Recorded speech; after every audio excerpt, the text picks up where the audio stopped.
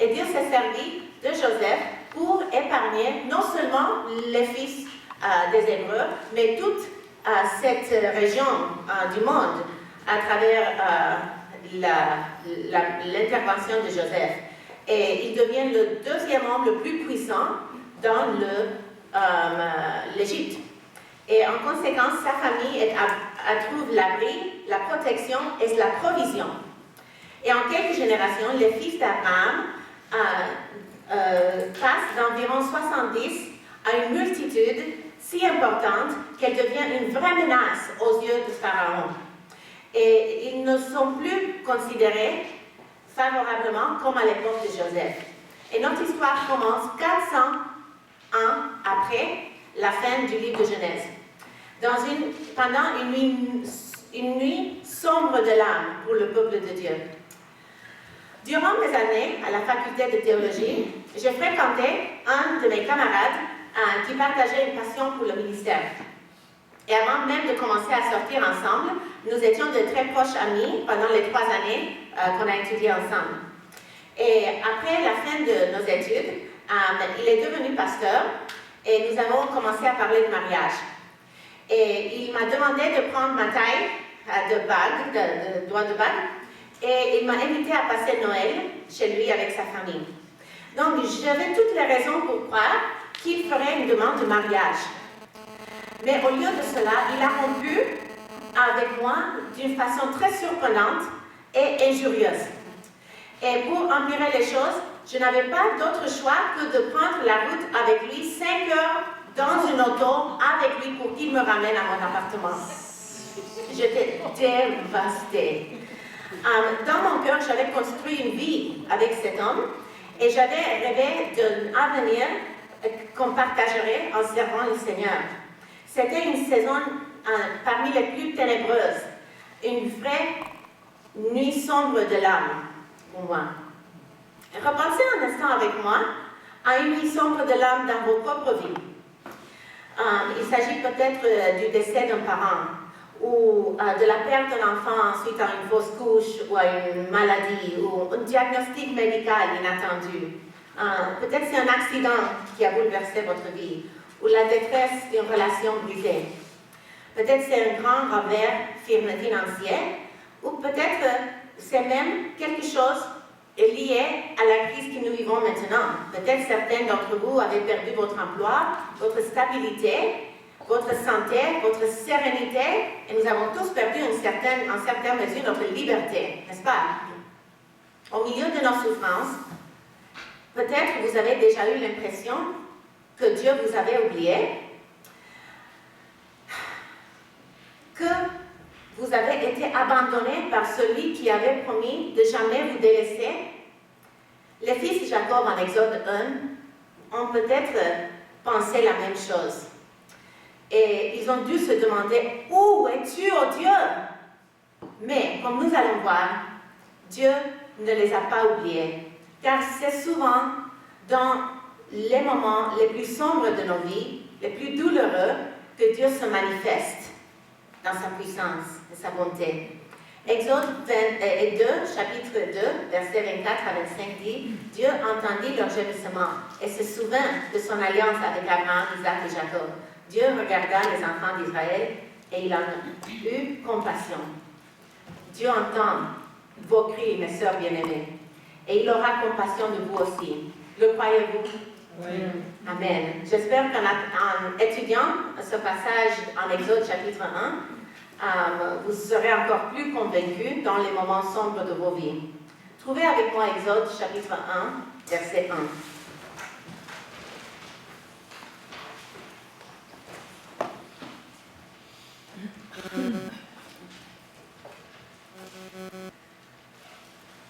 Voici le nom des fils d'Israël venus en Égypte avec Jacob et la famille de chacun d'eux. Ruben, Siméon, Lévi, Judas, Issachar, Zabulon, Benjamin, Dan, Nephtali, Gad et Aser.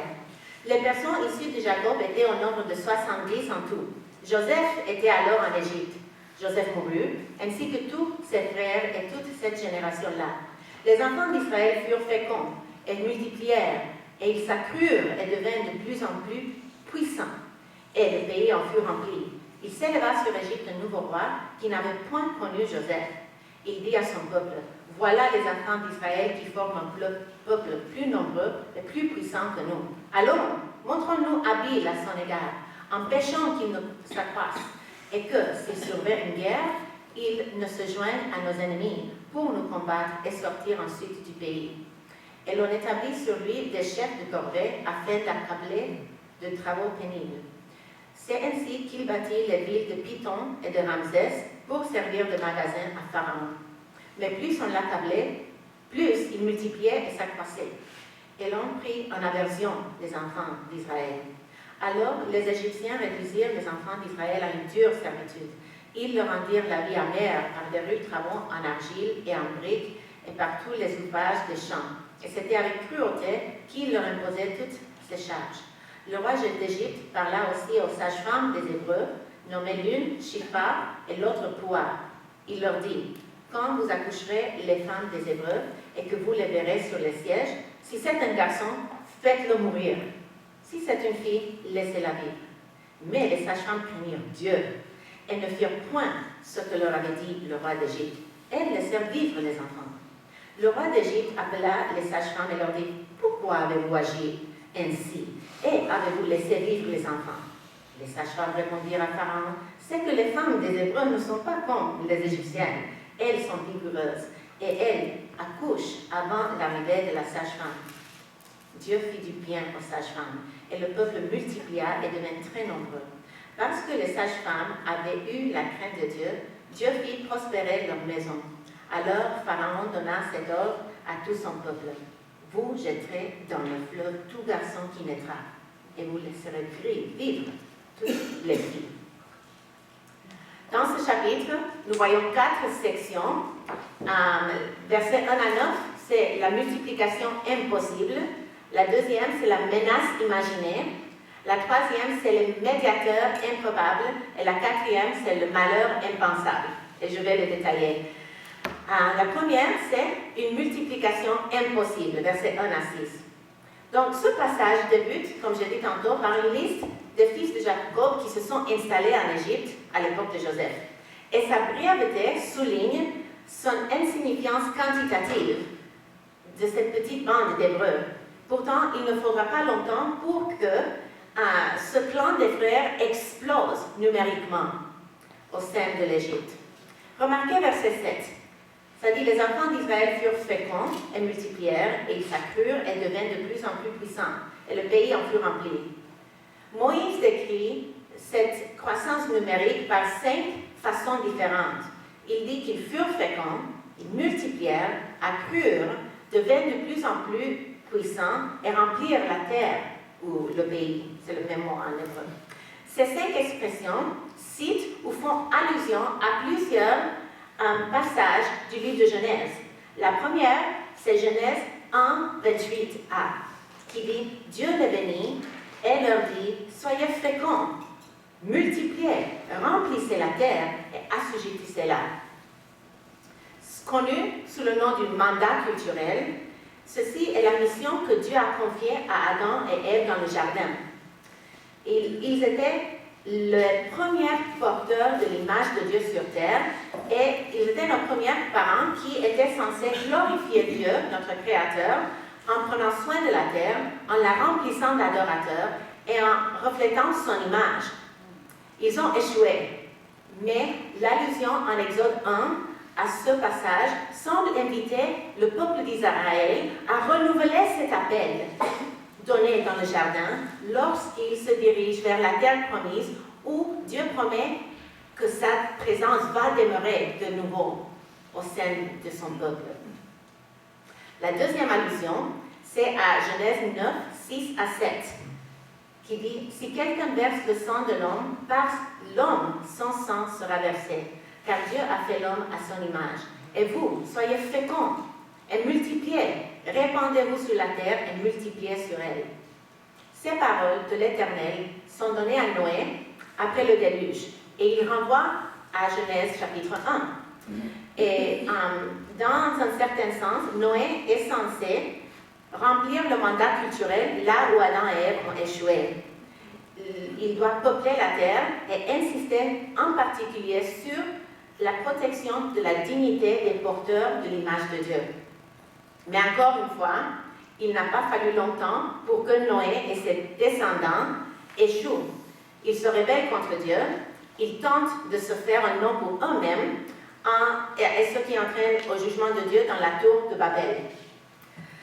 La troisième citation, c'est Genèse 12, 2 à 3, qui dit « Je ferai de toi une grande nation, et je te bénirai, je rendrai ton nom grand, et tu seras une source de bénédiction. Je bénirai ceux qui te béniront, et je maudirai ceux qui te maudiront, et toutes les familles de la terre seront bénies en toi. » Celle-ci, comme j'ai mentionné hier, c'est l'alliance abrahamique, et peut-être la plus importante de toutes les citations que je mentionne. Car alors qu'à la tour de Babel, l'homme cherchait dans sa rébellion à faire un nom pour lui-même, dans l'alliance abrahamique, Dieu promet de faire un nom pour Abraham, de le bénir et pour que le monde entier soit béni à travers lui. Et Dieu se lie à un vieillard et à sa vieille femme, et il promet l'impossible de faire de lui une grande nation. Et voilà le début de la réalisation de cette extraordinaire promesse en Exode chapitre 1. Dès l'ouverture du livre de Genèse, nous voyons que Moïse veut rappeler les enfants d'Israël qu'ils servent l'Éternel qui est le Dieu de l'impossible. Alors, lorsqu'ils affronteront des épreuves et des tentations dans le désert, il veut qu'ils fixent leurs yeux sur leur grand libérateur et qu'ils y trouvent leur espoir. Et la question pour nous, c'est à quel obstacle est-ce que nous faisons face aujourd'hui? Est-ce qu'il y a quelque chose qui vous semble impossible à surmonter? Et est-ce que vous avez l'impression, par exemple, que cette pandémie risque de ne pas avoir fin? Je me demande, par exemple, quand est-ce que je pourrais revoir ma mère qui habite en Amérique du Sud? Quand est-ce qu'on pourra se réunir sans avoir toutes ces restrictions? Est-ce que nous allons devoir attendre un vaccin ou est-ce que nous allons devoir rester en grande alerte jusqu'à qu'il le fasse? Ces moments sans précédent pour notre culture nous semblent dépasser nos ressources. Mais ces versets nous rappellent que rien n'est trop difficile pour notre Dieu. Et nous pouvons nous accrocher à l'espoir dans les tempêtes parce que nous sommes en sécurité sous la protection de notre grand libérateur. Il semble que l'histoire commence bien en Exode chapitre 1. Le peuple de Dieu se multiplie de façon surnaturelle, les descendants en plus d'un couple stérile, et les choses vont bien pour eux, mais elles vont empirer avant de s'améliorer. Et cela nous amène à la deuxième portion du chapitre. Et c'est versets 8 à 14 que j'ai résumé comme une menace imaginaire. Donc il y a un nouveau pharaon qui vient au pouvoir, et il n'est pas simplement un nouveau pharaon comme si son père était pharaon, maintenant lui est pharaon, mais ça parle d'une nouvelle dynastie qui n'avait pas les mêmes alliances que celles qui l'a précédée. Et c'est pourquoi le texte dit que Pharaon ne connaît pas Joseph, et car en réalité, il s'en fout de Joseph et tout ce qu'il a fait pour le peuple dans le passé. Plutôt que de renouveler l'entente avec ce clan des Hébreux qui a sauvé sa nation, il les réduit à une dure servitude. Par 5 phases différentes, Moïse décrit la misère que les enfants d'Israël vivent vis-à-vis leur oppresseur. Il les accable à des durs travaux, verset 11. Il les réduit à une dure servitude, verset 13. Il les rend la vie amère, verset 14. Par des rudes travaux, encore en verset 14, et avec cruauté, verset 14.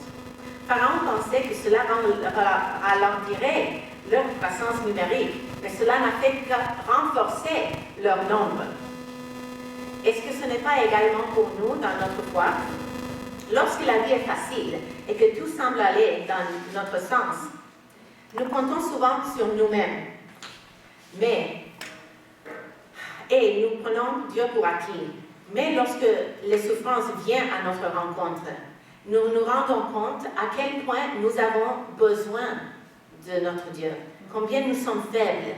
Et je ne sais pas pour vous, mais j'ai constaté que mes points les plus bas spirituellement, émotionnellement, m'ont souvent conduit au moment plus élevé spirituellement, lorsque j'ai confié au Seigneur mon cœur brisé et mes attentes non satisfaites. 2 Corinthiens 4, 16 à 18 dit « C'est pourquoi nous ne perdons pas courage, et même si notre homme extérieur se détruit, notre homme intérieur se renouvelle de jour en jour. Car nos légères afflictions du moment présent produisent pour nous, au-delà de toute mesure, un poids éternel de gloire, parce que nous regardons non point aux choses invisibles, aux choses visibles, mais à celles qui sont invisibles. Car les choses visibles sont passagères, et les invisibles sont éternelles. Je rends grâce au Seigneur pour les épreuves qui m'ont conduit à la croix. Et si tu traverses une saison de dure et cruelle affliction, mon cœur est avec toi, chère sœur.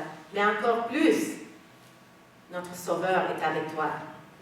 Et comme il a été avec les enfants de Jacob, il sera avec toi, même si il ne pouvait pas le voir et il ne pouvait pas le sentir. Il prépare pour vous aussi un poids de gloire éternel et incomparable. Accrochez-vous à lui dans l'obscurité lorsque vous attendez la lumière du jour. Maintenant, examinons la troisième section de ce chapitre. 2 médiateurs ou médiatrices improbables, versets 15 à 21. Nous voyons une lueur de clarté à travers 2 sages-femmes hébreuses, Shifra et Poua. D'ailleurs, le nom Shifra veut dire aube. Une chose que j'aime de ces femmes, c'est qu'elles sont nommées Shifra et Poua. Répétez-le avec moi, Shifra et Poua. Shifra et Poua. Rappelez-vous d'elles. Parce que, je ne sais pas si vous remarquez quelque chose d'autre, mais le Pharaon n'est pas nommé. Ces 2 femmes insignifiantes sont nommées, mais le Pharaon, cet homme puissant, n'est pas nommé.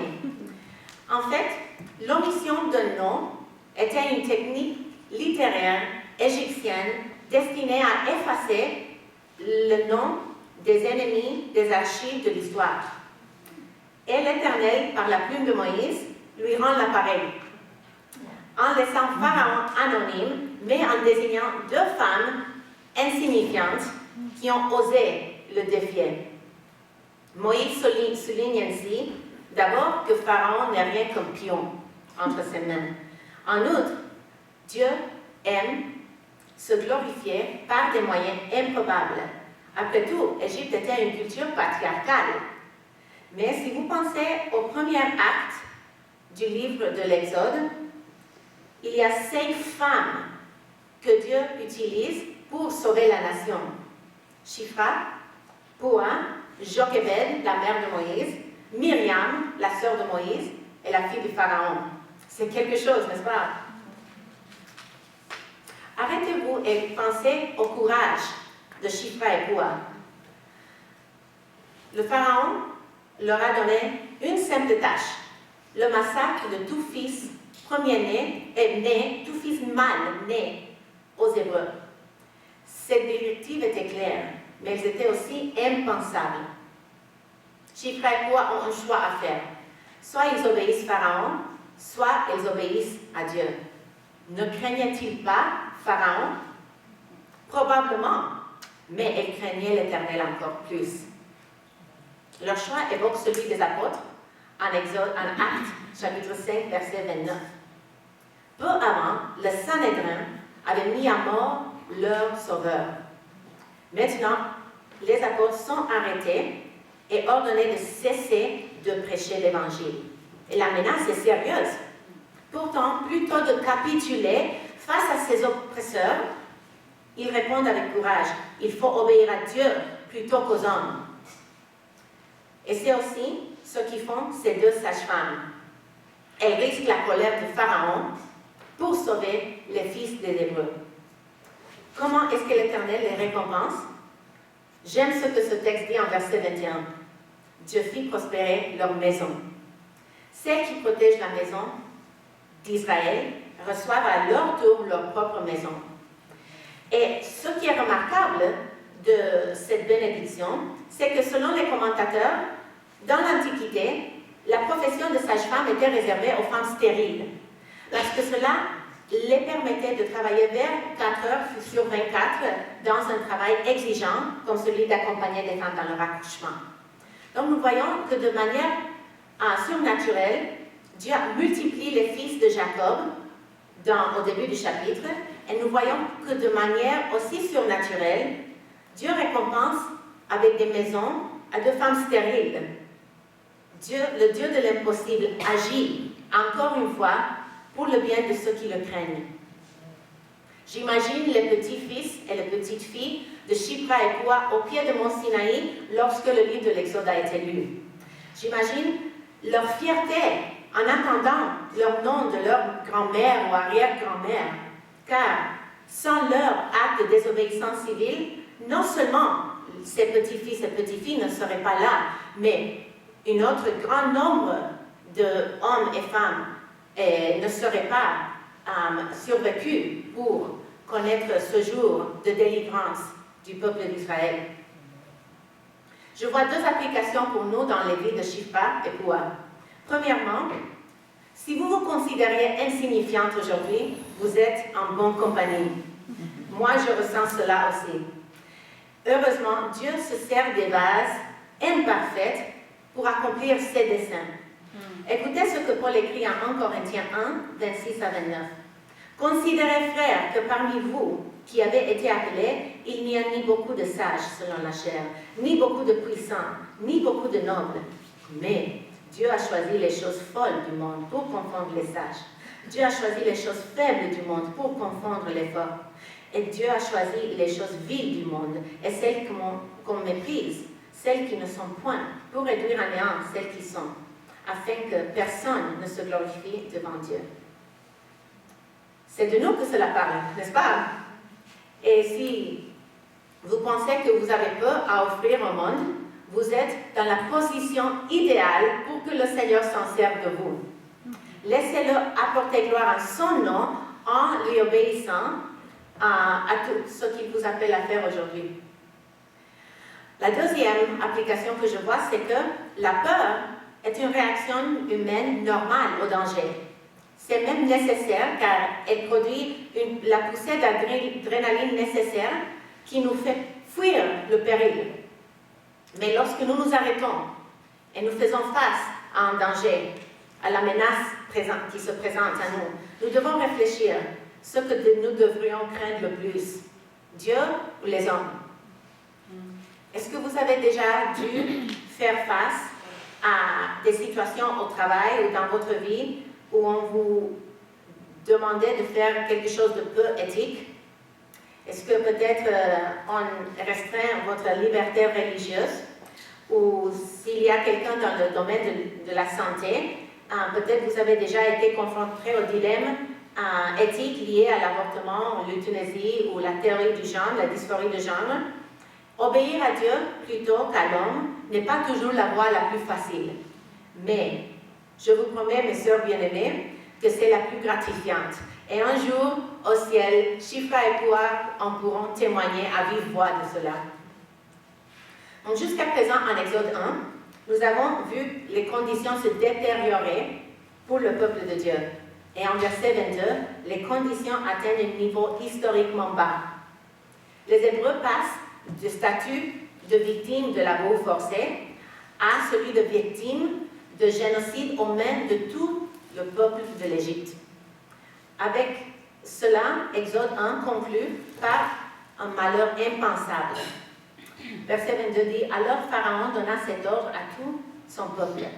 Vous jetterez dans le fleuve tout garçon qui naîtra, et vous laissez vivre toutes les filles. » Ayant conclu que sa stratégie de se servir de ces 2 sages-femmes comme ces meurtriers a échoué, Pharaon opte pour une stratégie différente, impliquer tout le peuple dans le génocide des garçons hébreux. Et pourquoi les jeter dans le fleuve Nil?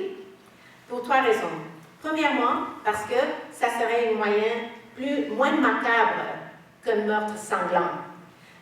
donc plus facile à réaliser à grande échelle.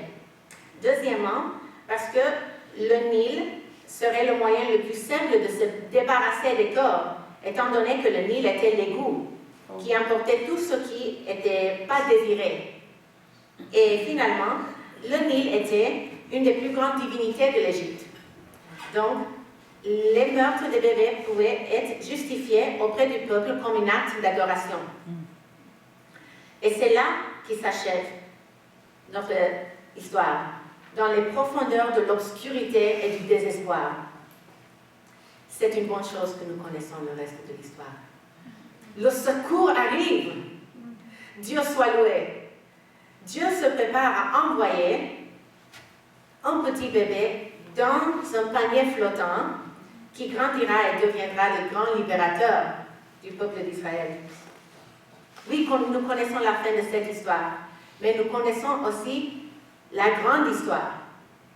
Nous connaissons un autre bébé né dans une crèche qui grandira et deviendra le libérateur des libérateurs. Et avant que les choses n'aillent mieux pour lui, elles vont s'empirer aussi. Des hommes méchants cloueront notre Sauveur sur une croix, le scelleront dans un tombeau. Et la nuit de la mort de notre Sauveur est peut-être la plus sombre de toutes. Pourtant, nous savons que la plus grandeur de l'humanité est venue 3 jours plus tard, lorsque notre Seigneur a vaincu la mort et sorti du tombeau. Le message principal d'Exode 1 est ceci. Le Dieu de l'impossible tient à ses promesses. Donc craignez-le et non les puissances de ce monde. Le Dieu de l'impossible tient à ses promesses. Donc craignons-le et non les puissances de ce monde. Si vous m'écoutez aujourd'hui et vous n'avez pas encore mis votre confiance dans ce grand libérateur, ce ne sont pas les puissances de ce monde que vous avez à craindre. Car ni un virus, ni une puissance terrestre est votre plus grand danger. Si vous n'avez pas trouvé votre refuge au pied de la croix, craignez plutôt Dieu. Dieu n'a pas épargné son propre Fils, mais il l'a livré pour nous. Et je vous invite à vous repentir de vos péchés et à mettre votre confiance dans le grand libérateur, notre Seigneur Jésus-Christ. Si vous avez déjà confié en Christ comme le seul sauveur, je vous invite à confier dans ses promesses. Et quelles sont ces promesses? Et a-t-il promis à tout croyant qu'il ne serait pas infecté par la COVID-19? Pas du tout, n'est-ce pas? Est-ce qu'il a promis qu'on ne pourrait pas mourir de la COVID? Pas du tout. Est-ce qu'il nous a promis la santé, la prospérité, la tranquillité, la paix? Certainement pas. Que nous a-t-il promis? Souvenez-vous de l'alliance abrahamique que nous avons lue tantôt. Et souvenez-vous qu'il a dit qu'elle a été accomplie en partie dans la croissance numérique surnaturelle des fils de Jacob. Eh bien, elle s'accomplit aussi aujourd'hui dans la croissance numérique surnaturelle des fils d'Abraham par la foi, l'Église. Un ennemi puissant a essayé d'écraser le peuple de Dieu en Exode 1. Il a échoué dans ses tentatives. Des hommes puissants, le Sanhédrin, ont cloué notre Seigneur à la croix. Ils pensaient qu'il l'avait complètement réduit au silence, mais le tombeau vide témoigne de leur échec. Ces mêmes hommes impies ont essayé de faire taire les apôtres en Actes chapitre 5. Ils ont échoué encore une fois. Et les forces des ténèbres cherchent encore la ruine des enfants de Dieu. Et ils échoueront aussi certainement. Car nous avons cette promesse prononcée par notre Seigneur Jésus-Christ. Je bâtirai mon Église, et les portes du séjour des morts ne prévaudront point contre elle. Matthieu 16, 18. Le Dieu de l'impossible tient à ses promesses. Donc craignez-le et non les puissances de ce monde. Amen. Amen.